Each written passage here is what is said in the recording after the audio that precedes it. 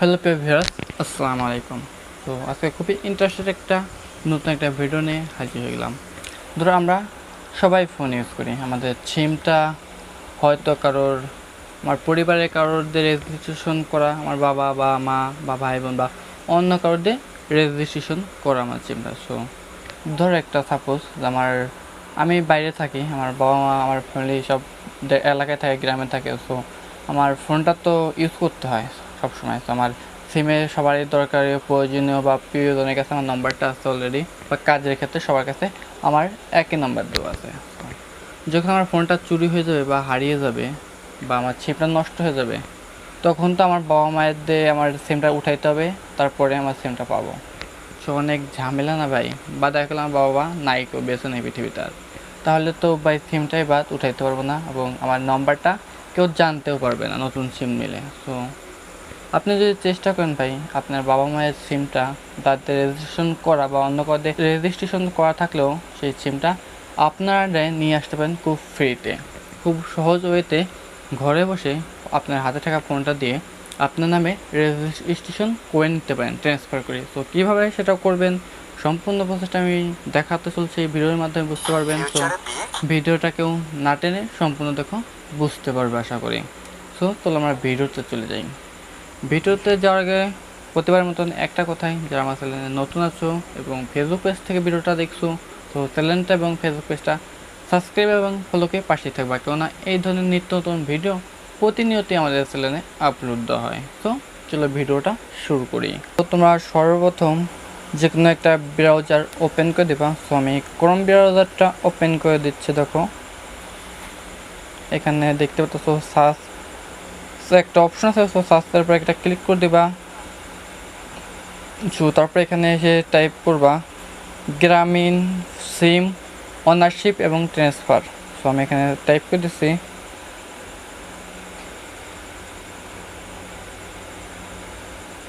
So আমি এখানে type করে দিলাম অলরেডি। সো টাইপ করে দেওয়ার পর দেখতে পাচ্ছ গ্রামীণ ফোনের অরিজিনাল যে ওনারশিপটা আছে, সো এখানে ওয়েবসাইট আছে, ওখানে প্রথমেই চলে এসেছে। সো আমি এটা ক্লিক করে দিব।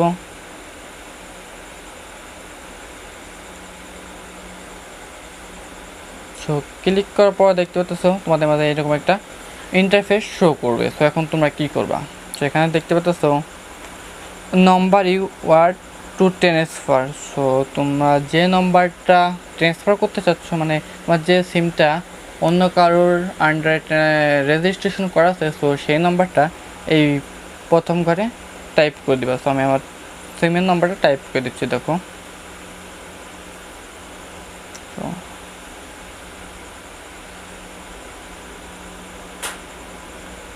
সো তারপরে এখানে দেখতে পাচ্ছ যে connecting SIM honour NID or smart card your.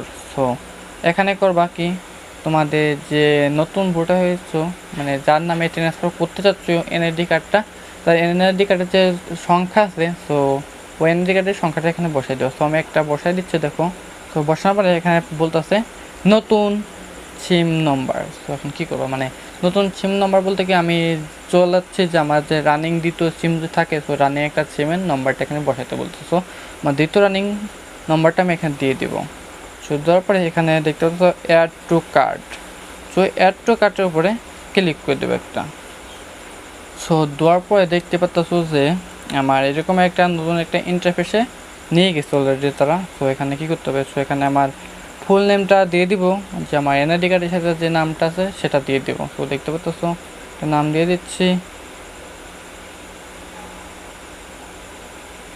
তো এখানে চাচ্ছে তোমার যে নম্বরটা ছিল, সো ওই নম্বরটা দিয়ে দেওয়ার জন্য, যে নম্বরটা দিয়ে তুমি তোমার সিমটা মানে এনআইডি কার্ডটা ট্রান্সফার করবা, ওইটা দিয়ে দিবা।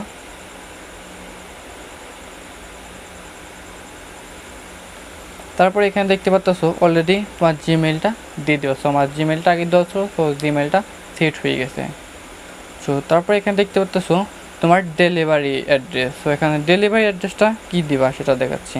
তোমাদের যে বিভাগটা আছে, সো এই বিভাগটা দিয়ে দিবা অলরেডি। সো আমি বিভাগটা দিয়ে দিয়েছি। তো এখানে দেখতে পাচ্ছ তোমার পোস্টাল কোড। তো পোস্টাল কোডটা কি, তোমার এনআইডি কার্ডের পিছনে দেখবা তার সঙ্গে একটা পোস্টাল কোড দেওয়া থাকে। সো ওই কোডটা এখানে বসাই দেবে অলরেডি।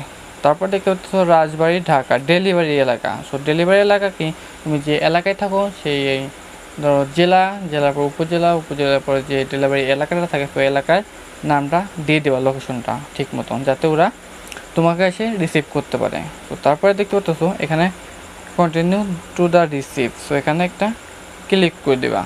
সো এখানে দেখতে পাচ্ছ এর পেমেন্ট মেথড। সো পেমেন্ট মেথডটা কী ভাই, তো তোমরা যদি ঢাকার মধ্যে থাকো তাহলে তোমাদের চার্জ কাটবে 80 টাকা এটা রিসিভ করতে, না যদি ঢাকার বাইরে থাকো তাহলে তোমাদের কাটবে 120 টাকা থেকে 150 টাকা। কেননা এটা নিচ্ছে কেন, তো তোমার এনআইডি কার্ডটা যখনই সে রিকভারি করবে, মানে তা তোমার নামে ট্রান্সফার করবে, তো ওরা করবে কি, মানে গ্রামীণ অফিসের যা অফিসিয়াল যারা থাকে তারা তোমার বাসায় এসে লোকেশন অনুযায়ী এসে তোমার যে ফিঙ্গারপ্রিন্ট আছে ফিঙ্গারপ্রিন্টটা এবং এনআইডি কার্ডটা নিয়ে যাবে ওরা ছবি তুলে সংগ্রহ করে। তার জন্য তাদের একটা চার্জ আছে। সো চার্জটা কাটার জন্য তারা ডেলিভারি চার্জটা নিচ্ছে। আর এটা হবে মাত্র ওরা আসবে 3 দিনের মধ্যে, আর তোমার কনফার্ম করবে 10 দিনের মধ্যে ট্রান্সফার করে তোমার নামে সিমটা করে দেবে।